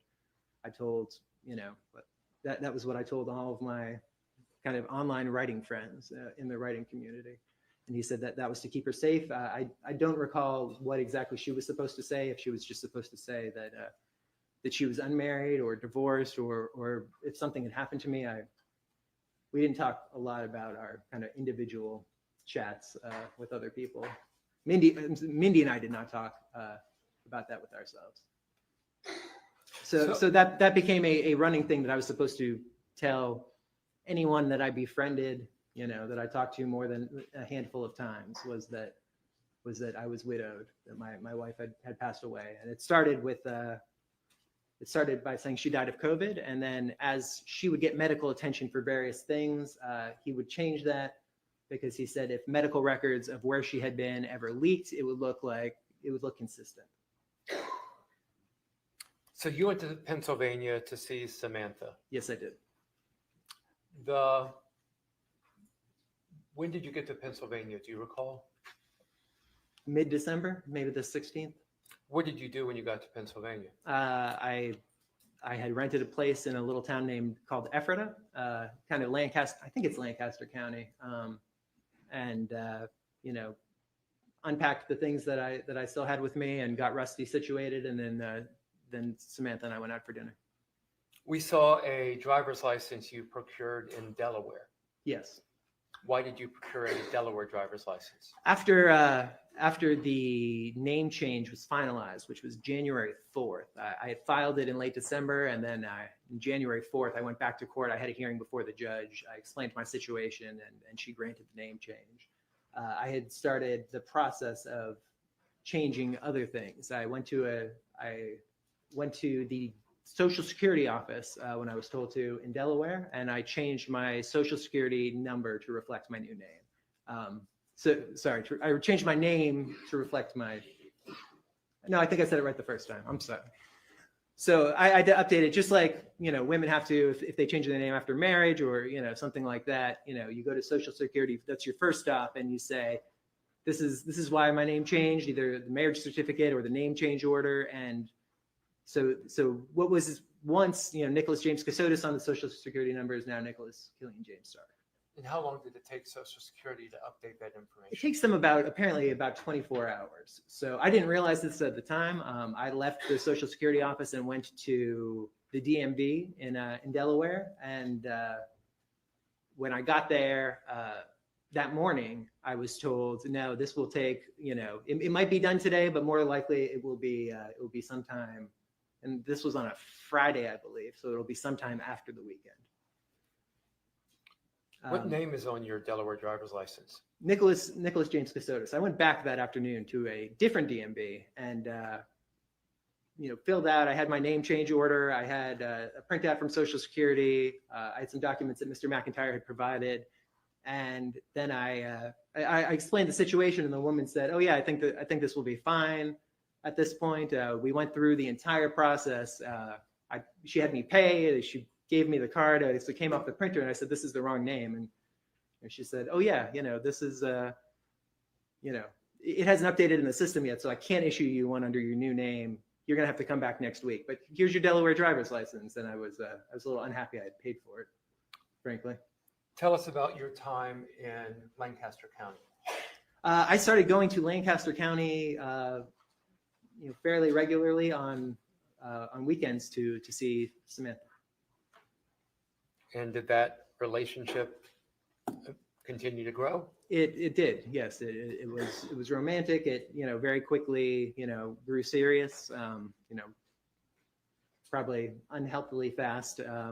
In both our situations, but yes. And you eventually got married, correct? Yes, we did. When did you get married to Samantha? April 21st of 2023. We've seen pictures of your burned up Ford Explorer. What happened? Sir. On believe it was March 20th of 2023, I was driving the Ford Explorer. I had left the rental we were staying at, driven north to run some errands, and also to, I believe, picked up a cashier's check for the purchase of a home. And shortly thereafter, I was making a turn onto another road, and it started the car was kind of fighting me a little. Like it was taking more force to turn than I thought it would. I continued down the road and was smelling something odd, which in Lancaster County is not necessarily indicative of anything but that you're driving by a farm. And I stopped. At that point, I realized that there was smoke in the interior of the car. I got out, and crossed around to the passenger side to get my phone out, but opened the door, and the fire kind of just came right up at me. It was the car went up extremely fast. What injuries, if any, did you suffer? I suffered some burns to my face. I lost a lot of hair, like an eyebrow, and a lot of hair off the side of my head. I also had a burn to my right eye. It didn't occur to me before this that your eyes could actually get burned, but they can. What happened to the goods that were in your vehicle? Everything was destroyed. You mentioned picking up a cashier's check to purchase a home. Yes. Tell me about your home purchase. Sam and I had been looking for places to live, and we had settled on a house in Lancaster, Pennsylvania. When was the closing date? Closing date was March 20th. Did you put any deposit on the house? I put a $50,000 EMD on the house. Did you ever, where was the cashier's check from? I believe it was from Citizens Bank, but I did not physically draw the cashier's check. I looked at it to verify that the name of the closing company was right, that the amount was right, and I believe it was a Citizens Bank cashier's check. Actually, I know it was a Citizens Bank because I called Citizens Bank thereafter to discuss with them. You say you didn't draw the cashier's check. Who drew the cashier's check? Somebody that Jim McIntyre worked with, who he had me meet and pick up that morning. And what happened to the check? The check burned along with my car, bits of me, and everything I had in the car at the time. What did you do about the destroyed check? I talked to Mr. McIntyre. I mean, within, I don't know the exact time. It was pretty shocking. But I was driven back to the rental by a police officer, and I called him while I was still in the police officer's car to say I need a new cashier's check, and he said, I think that might take a while. I think that's a problem. So while he was calling about the actual account, I was calling the general Citizens Bank customer service, and they confirmed to me that it was a long process to get a cashier's check reissued, because their concern is they have to honor a cashier's check. So they have to wait a certain amount of time after they have issued the kind of stop payment on it to make sure it has not been presented at some other bank. Was the cashier's check the only way to make the final payment on that home? Later on, we learned that it was not, that we could wire, and I received wire instructions later. So you eventually wired and closed on the home? No, we did not. By that point, we had gone back and forth with the owners of the house via our realtors. We had, it had been a very stressful couple of weeks. I mean, we had utilities on in the home. We had furniture being delivered that was sitting in the driveway that I was having to pick up and move into storage. It was a very stressful time, and I was dealing with physical injuries and didn't have a car at this point. So it was an absolute nightmare. And Samantha said to me that she felt like the entire process had been so poisoned that she no longer wanted to go through with the purchase of that home. So we informed the buyers that we were not going to close. I forfeited that $50,000 EMD, and we started our home search anew.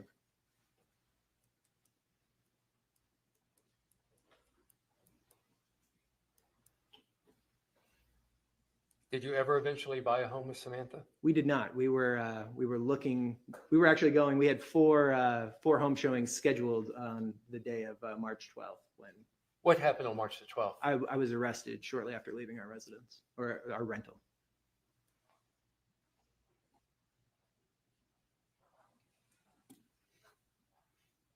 Did you kill your wife, Mindy Kassositis? I absolutely did not. I've never put my hands on a woman. I've never hurt a woman. I would never have hurt Mindy. Did you strike her on the head up to 9 times? Never, not once. Did you dispose of her body? No, never. Did you dismember her body? No, Absolutely not. Frankly, I'm not great with blood. So as anyone who's ever given me a doctor's exam can tell you, that is not something that is even remotely possible for me. My last question is just, is there anything else that you would like to say that I haven't asked you about? Objection, Your Honor. That calls for a narrative. Want to respond? His life is at stake. I don't want to make a mistake and not give him the opportunity to say something. Your Honor, I'm not trying to prevent him from saying anything, but counsel has to actually ask him a question and not allow a witness to simply just. He's testified for a couple of hours. It does call for a narrative. It's an improper question. Okay, I'll withdraw that question. I have no further questions for Mr. Kassositis. Yes. Yeah.